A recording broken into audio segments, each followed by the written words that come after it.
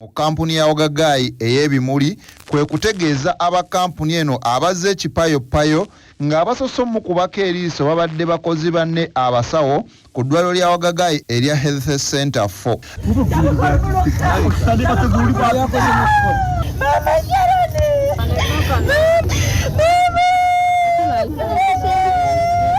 Akulira abakozi ku kampuni ya Ogagayi eno Joseph Balondemo atutegeezezza nti omukyalo ono ye Sharon Mulerenji ng'abadde musawo muzaalisa ku kampuni eno ey'ebimuli okumala ebbanga eriwerako kyokka babadde tebamanyi kizibu kyonna kimuliko. Mulimu yakoze kiro era abadde mukozi waffe ku Health Center ya Ogagayi. Kitalo nnyo kuba munnaffe abadde mukozi ddala ate tubadde tulina nnyo kizibu kye tumanyiiko. Tukwataganye ne poliisi bakole okunoonyereza tulabe eki ekyavuddeko embeera eno. Poliisi oluvannyuma ejjewo omulambo guno n'egutwala mu ddwaliro ekkulu e Mulago ng'okunoonyereza ku nfa y'omukyalo ono kutandikiddewo. Ku CBS FM ey'obujjajja nze Julia Mukakooza Entebbe. Obwa Kyabazinga bwa Busoga butongozza akakiiko akagenda okukulemberamu enteekateeka y'embaga ya Kyabazinga bwa Busoga yise bantu William Kadumbula Gabulana Diopo okuna enebaawo ng'ennaku z'omwezi 18 omwezi ogwa Museenene mu Lutikko mu kkanisa Lutikko ey'e Bugembe. Ku ntandikwa y'omwezi guno Katuukiro wa Busoga ow'ekitiisa Dr. Joseph Mvawala yasinzira ku kitebe ky'obwa Kyabazinga e Bugembe mu kibuga Jinja n'ayanjulira Obusoga ine bantu wa Busoga nga ye Mutesi Jovia. Akakiiko akatongozeddwa kuliko Engineer Batumbya Patrick ye ssentebe waako, omumyuka gye Tibalera Martin n'abalala kuliko Dorothy Kisaka Ssenkulu wa KCCA, Kirya Ivan ye Muwanika, Kasule Lumumba, Agre Kibenge n'abalala. Omumyuka asooka wa Ssaabaminisita wa Uganda era nga embaka omukyalo wa disitulikiti y'e Kamuli Rebecca Litwala Kadaga yatongozza akakiiko ako ku mukolo ogubadde e Bugembe era n'asaba Obusoga okukolera awamu emikolo gitambule bulungi. Kadaga era asabye akakiiko ako okukola n'obwesimbu olwo nno Kyabazinga abeere n'omukolo ogujjayo ekitiibwa kya Busoga. Kituufu tukwetaaga ssente aye tukwetaaga beegendereze bantu kye basaba ssente kubanga tuli kwenda omuntu akoba ati ninze nasiposalinga ebbaga ya Kyabazinga waife twena. Therefore omuntu yenna okubasaba ssente alina okuba nga ali discreet nga tajja kukiralasa titukwenda kufuna saddaza baba waife, so ekyo mbasaba nti beegendereze eno. Katuukiro wa Busoga Dr. Joseph Mvawala ategeezezza nti beetaaga ensimbi eziwerako bakole embaga ey'ekitiibwa ejja mu yise bantu wa Busoga. Waira akakiiko olunaku olwaleero bubaire bwangu eno n'embaga ya Kyabazinga wa Busoga. Tulikozesa embaga eno okugayita Obusoga bonna n'okutwala Obusoga mu buntongi. Ekyokubiri tusabye akakiiko kano embaga eno ebe ya Basoga bonna. Yaife twenka nga ye mutu bwene bataire komiti eno embaga eno ya buli Musoga yena gyali. Era akakiiko kano nkasabye kakozesa omukisa guno okuyiiya engeri Abasoga bonna banaaba mu mbaga eno. Abatuuze municipality y'e Lugazi mu disitulikiti y'Ebukwe bawanvugiza ku maloboozi ne batabukira nnyo abakulembeze baabwe nga babalumiza nti bandibanga be batadde gogolimbo mu nteekateeka ya Parish Development Model ne bakeerewo okubawa ensimbi. Bano basinzidde mu lukiiko olwayitiddwa omubaka wa municipality y'e Lugazi mu Parliament Sserubula Stephen Kinaalwa ne bategeeza nti ebyokufuna ensimbi ezo bibatamye kuba beewuubye bakooye. Abatuuze bagamba nti bakooye okubatambuzanga enkya n'eggulo kyoba yabutuuse n'okubagwa ku ntumbwe nga babuulira ebitatuukirira, batuuse n'okulya amabanja nga bavujirira okufuna ssente ezo. Balumiriza nti waliwo abakulembeze baabwe aboogera ebyobulimba nti abantu bangi baafuna dda ssente ezo kyokka nga mu bitundu ebyogerwako teri yadde omuntu omu yali afunye ku muno gw'ensiringi era babasabye nti abakulu bajje ebyenkola eno ey'abooluganda abakonayo emikwano mu nteekateeka eyo. Nawangi Esther nze nsula Luyanzi naye ffe tetuyambibwa kuba ne chairman yennyini ow'ewaffe tatuyambye. Nze nakwata emitwalo 3 nga najjawola nabwewozi nengenda mu Pride nensigulawo akawunti ne batugamba wali era tujjuliza empapula kuba tetwasoma ffe batuyita bataasoma ne batuggyako buli omu omutwalo mulamba naye newanyisa mwezi gwa 6 nakati seba nakoladde nusu 10 naye nga nange nalina essuubi ti nina ozifuna era nsobola okutandika akabizinesi akatono kuba zaaleetebwa banaku naye tebazifudde z'abagazi ekigongo Amina. Meseki tuzikooye ku ssimu yaffe mwatuwa mesegi 3 ne mutugamba mulindirire eva mu Pride paka saawa zino tetufunanga ssente. Wabula amyuka mmeeya wa munisipali y'e Lugazi Nansubuga Proscovia bategeezezza nti abali mu nteekateeka eyo basanga obuzibu amaanyi omwali obutaba na byuma bikalimagezi kompyuta nga kino nno kyakeranya entambuza y'emirimu. Abantu baffe ababadde bakola ku municipal nga bwe bakugambye kompyuta babadde beeyazika okusobola okulaba nti abantu bano bafuna obusente nga tebasasulwa yadde olwata nga bakola mukama wange obutaweera sidi onasitula gurupu y'emu nga kwe kuli n'ababbanka n'abatwala ekawotto babajjeko data nga bwe bagulawo.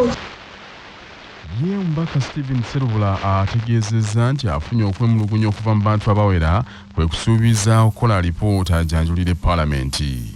Enteekateeka ya gavumenti eno gye yaleeta okulaba ng'ekulaakulanya abantu baffe n'okwemulugunya lwaki tetambudde bulungi era nsobodde okufuna emiruka egitanafuna ssente ezo gye nina okugoberera ndabe lwaki teginnafuna ssente ezo.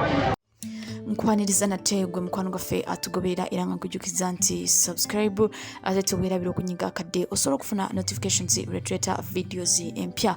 General akulira amagye ag'e Sudan yavuddeyo n'agamba nti ennaku zino engeri gy'agenda maaso n'okuba nti akyalira ensi ez'enjawulo kutuwa gy'aliko si tegitegeeza nti agenda maaso n'okuba nti anoonya obuyambi bw'amagye wabula ayagala kufuna solutions eziyinza okuyimiriza olutalo olugenda maaso e Sudan. Abantu 10,000 bafiiriddemu ate millions z'abantu nabo banoonyi b'obuddamu mu nsi endala. General Abdel Fattah al-Burhan yavuddeyo mu interview ne Reuters n'agamba nti agenda maaso n'okuba nti akyalirako mu nsi ez'enjawulo okulaba nti anoonya solution ku bizibu ebigenda maaso mu nsi ye era n'asaba ensi ezo zi neighbors ezigenda maaso n'okuba nti zikkiriza bamasinare okuyingira mu ggwanga erya Sudan okuyambako paramilitary rapid support forces okulaba nti ekubagana n'amagye ag'eggwanga ate nga abantu basaanawo n'ebintu bisaanawo. Olutalo luno olugenda maaso mu ggwanga erya Sudan tujjukira bulungi nti lwatandikira ddala wakati w'amagye ag'e Sudan n'amagye aga Paramilitary Rapid Support Forces era nga amagye ag'e Sudan gakulembeddwamu General Abdel Fattah al-Burhan ate amagye aga Paramilitary Rapid Support Forces gakulirwa General Hamdan Dagalo. Kakati olutalo luno lwatandika wakati mu mwezi ogwokuna era nga lwavira ddala kuba nti ababiri baali tebakkaanya ku ky'okulonda president omujja omu ng'ayagala okuba nti amagye ge gabeera gafuga okutuusa emyaka gy'ayagala. Tujjukira bulungi nti Sudan yali mu president amanyiddwa nga Omar al-Bashir era nga ono amagye gaamuggyako gawamba obukulembeze era ne bamusiba mukomera. General avuddeyo n'agamba nti buli lutalo okuyimirira mu mirembe wateekeddwa okubaawo okuteeseganya oba luyimirire mu kulwanagana. N'agamba nti ye ayagala kulaba nti enjuyi zombi batuula wansi bateeseganye. Burhan era yagambye nti ye ayagala okulaba nti olutalo luno luyimirira wabeewo emirembe mu ggwanga erya Sudan era ye akkiriza nti ebyagenda maaso mu Saudi Arabia ne United States okwogerezeganya okwaliwo kuyinza okusobozesa olutalo luno okulaba nti luyimirira. Burhan era yavuddeyo n'asaba amawanga ag'enjawulo baneiba abagenda maaso n'okuba nti bakozesa ensi zaabwe okulaba nti bayingiza bamasinare mu ggwanga erya Sudan abagenda maaso n'okuba nti bayamba Paramilitary Rapid Support Forces okuba nti bakiyimiriza. Kati oluvannyuma lw'emyezi egiwalako nga eggwanga lino erya Sudan mulimu olutalo ng'abantu bafa ebintu byonoonese. Ennaku zino General Burhan agenda maaso n'okuba nti akyalirako abakulembeze banne mu nsi ez'enjawulo okulaba nti afuna obuyambi okuyimiriza entalo zino ezigenda maaso mu ggwanga lino erya Sudan. Kati Paramilitary Rapid Support Forces leader Mohammed Hamdan Dagalo amanyiddwa nga Hemedti yavuddeyo mu kavidiyo n'agamba nti akkiriziganya n'ebyayogeddwa General munne General Burhan n'agamba nti ye mweteefuteefu okulaba nti ayimiriza okulwana era akkiriza wabeewo okwogerezeganya newankubadde abageneral bano ababiri bakkiriziganya okulaba nti bateekawo emirembe mu ggwanga erya Sudan wabula ekitta abantu kikyagenda maaso omusaayi gukyayika bo abajasi bakyagenda maaso n'okuba nti bakubagana kakati abantu witnesses ab'enjawulo bagenda maaso witnesses ab'enjawulo bagamba nti amagye ag'e Sudan ge gakulemberamu mu kasuka ebizuka ebikuba abantu ebikuba mu nfo eza RSF era ne bisanyawo ebintu ate go amagye aga Paramilitary Rapid Support Forces ge gagenda maaso n'okuba nti gabba ebintu by'abantu gakabasanya abakazi era gakola ebikyamu byonna ebikolebwa amagye ag'okuttaka era nekigambibwa nti amagye gano aga Paramilitary Rapid Support Forces ge gakulemberamu ekitta abantu mu kitundu ekya Darfur.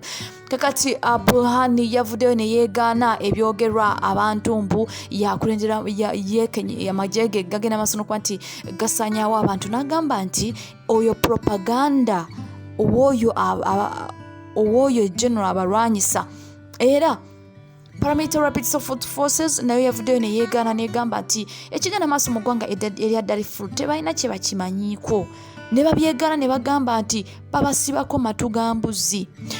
General Burhan era yayongeddeko n'agamba nti ekitta abantu mu ggwanga mu kitundu ekya Darfur bagezezaako okulaba nti bayambako abantu abo mu bitundu ebyo bya Darfur naye tebalina busobozi olw'ensonga nti Paramilitary Rapid Support Forces already yawamba ekitundu ekyo. Stay tuned.